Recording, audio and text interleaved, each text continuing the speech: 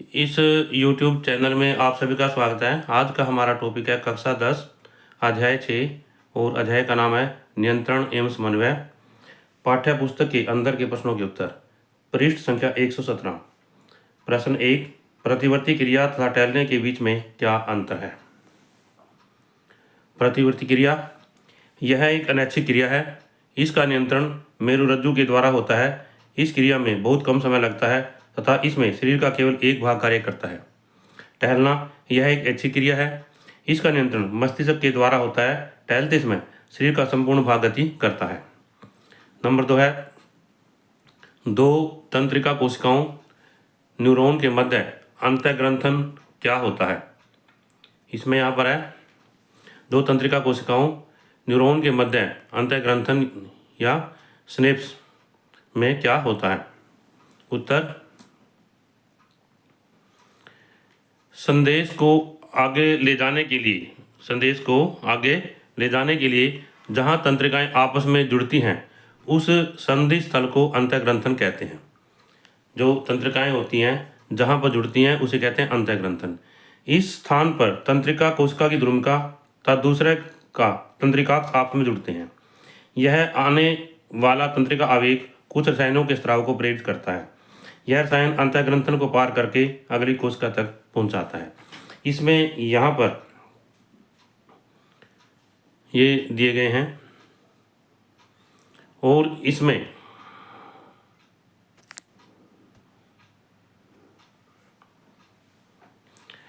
दो न्यूरॉन हैं। यहाँ पर ये दोनों इस स्थान पर जुड़ते हैं। इनके बीच में खाली जगह होती है। इसको हम अंतःग्रंथन या सिनेप्स कहते हैं। क्या कहते हैं? अंतःग्रंथन या सिनेप्स कहते हैं। क्या कहता है? कुछ रसायनों के स्राव को प्रेरित करता है। यहाँ पर जो कुछ रसायन है उनका जो स्राव है वो प्रेरित होते हैं यहाँ पर। और यह रसायन अंतःग्रंथन को पार करके अगली कोशिका तक संदेश को पहुंचाता है। किसको पहुंचाता है? संदेश को अगली कोशिका तक पहुंचाता है। अगली कोशिका तक संदेश पहुंचाता है।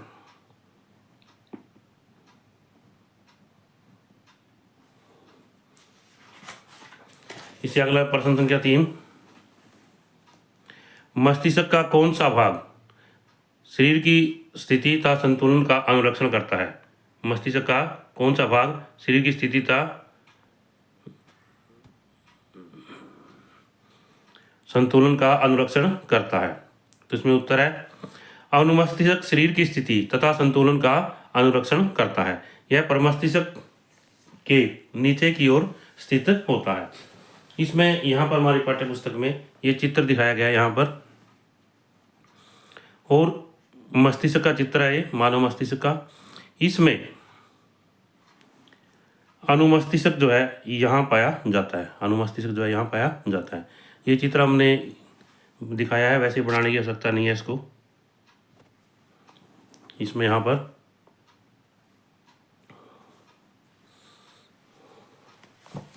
आगे है, हम एक अगरबत्ती की गंध का पता कैसे लगा सकते हैं? या जो अगरबत्ती है जब कमरे के अंदर जलाई जाती है तो उसकी गंध चारों तरफ फैल जाती है। हम उसकी गंध का पता कैसे लगाते हैं? जब हम अगरबत्ती को जलाते हैं तो अगरबत्ती के जलने से निकले रसायन या गंध हमारी नाक में प्रवेश कर जाते हैं। नाक में संवेदी न्यूरॉन इस गंध को ग्रहण करके इसकी सूचना अगर मस्तिष्क तक पहुंचाते हैं। कहाँ तक पहुंचाते हैं? अगर मस्तिष्क तक पहुंचाते हैं। अगर मस्तिष्क में सूंघने के लिए विशिष्ट क्षेत्र होते हैं जो इस गंध का पता लगाते हैं। प्रतिवर्ती क्रिया में मस्तिष्क की क्या भूमिका है? ये क्रिया मस्तिष्क के द्वारा नियंत्रित नहीं होती। जो प्रतिवर्ती क्रियाएं होती हैं ये मस्तिष्क के द्वारा नियंत्रित नहीं होती। इनको अनैच्छिक क्रिया भी कहते हैं हम। इनका नियंत्रण मेरुरज्जु के द्वारा होता है। मस्तिष्क तथा मेरुरज्जु केंद्रीय तंत्र का तंत्र बनाते हैं। ये शरीर के सभी भागों से सूचनाएं प्राप्त करते हैं। ये भागों से 2 बार लिखा गया यहाँ पर। तथा इसका समाकलन करते हैं। इससे अगला है पृष्ठ संख्या 121, पादप हार्मोन क्या है? पादप हार्मोन क्या है? पौधों में रासायनिक पदार्थों का स्राव होता है। ये पौधे की वृद्धि, विकास, फूल आने, फल लगने तथा पर्यावरण के प्रति अनुक्रिया के समन्वय में सहायता करते हैं। पादप हार्मोन के उदाहरण हैं ऑक्सिन, जिब्रेलिन, साइटोकाइनिन, अब्सिसिक एसिड तथा एथिलीन पादप हार्मोन आदि। इससे अगला क्वेश्चन है, छुई मुई पादप की पत्तियों की गति प्रकाश की प्रवाह की गति से किस प्रकार भिन्न है? जब हम छुई मुई के पौधों की पत्तियों को छूते हैं तो ये मुड़ना प्रारंभ कर देते हैं। ये जल की मात्रा में परिवर्तन करके अपने पत्तों को सिकोड़कर अपना आकार बदल लेते हैं। इस प्रकार की गति क्या है? अनुकुंचन गति कहलाती है। क्या कहलाती है? अनुकुंचन गति कहलाती है। जबकि प्रकाश की ओर प्रवाह की गति प्रकाशानुवर्तन गति कहलाती है। इसमें पौधे का प्रवाह प्रकाश के आने की दिशा की ओर वृद्धि करता है।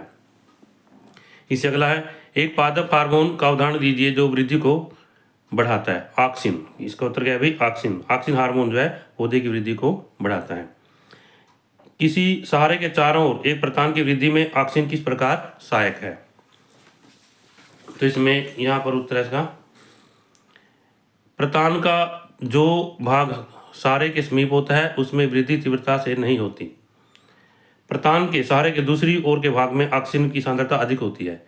इसके कारण यह भाग तीव्रता से वृद्धि करता है। इसे प्रतान सहारे के चारों ओर घूम करके उसे पकड़ लेता है।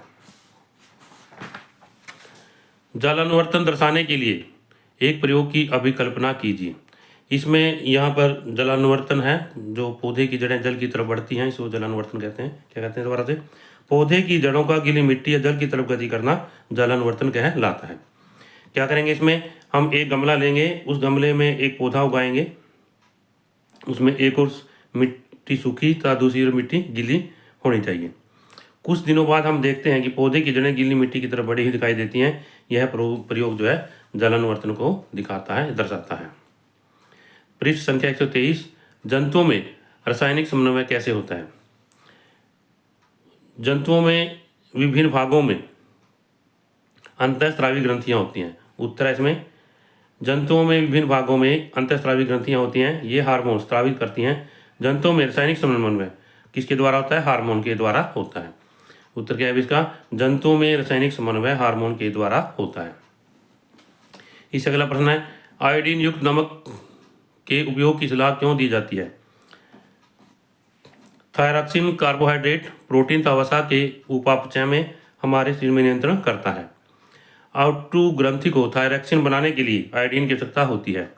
हमारे शरीर में थायरॉक्सिन की उचित मात्रा को बनाए रखने के लिए आयोडीन युक्त नमक खाने की सलाह दी जाती है। इससे अगला है, आगे है, हमारे आहार में आयोडीन की कमी हो जाने से घेंगा या गाइट रोग हो जाता है। प्रश्न संख्या 3, जब एड्रेनलिन रुधिर में स्रावित होती है तो हमारे शरीर में क्या अनुक्रिया होती है?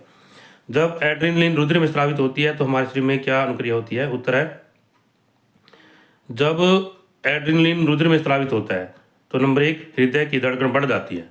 नंबर 2, श्वसन दर बढ़ जाती है। नंबर 3, रक्तचाप बढ़ जाता है। प्रश्न संख्या 4, मधुमेह के कुछ रोगियों की चिकित्सा इंसुलिन का इंजेक्शन देकर क्यों की जाती है? उत्तर, मधुमेह रोग इंसुलिन की कमी के कारण होता है। जो मधुमेह रोग है वो किसके कारण होता है? इंसुलिन की कमी के कारण। यह हार्मोन अग्राशय के द्वारा स्रावित होता है। इंसुलिन रुधिर में शर्करा के स्तर को नियंत्रित करता है। रक्त में शर्करा के स्तर को बनाए रखने के लिए मधुमेह के रोगी की चिकित्सा इंसुलिन का इंजेक्शन दे करके की जाती है। इस तरह से इस अध्याय के सभी प्रश्नों के उत्तर हमारे पूरे हुए। मैं आशा करता हूँ इस वीडियो के माध्यम से ये प्रश्न आपको अच्छी तरह समझ आएंगे। और यदि यह वीडियो आपको अच्छी लगे तो आप इस वीडियो को लाइक करें, शेयर करें, और यदि आप इस चैनल पर नए हैं तो आप इस चैनल को सब्सक्राइब करें ताकि इससे अगली वीडियो आपको मिलती रहे।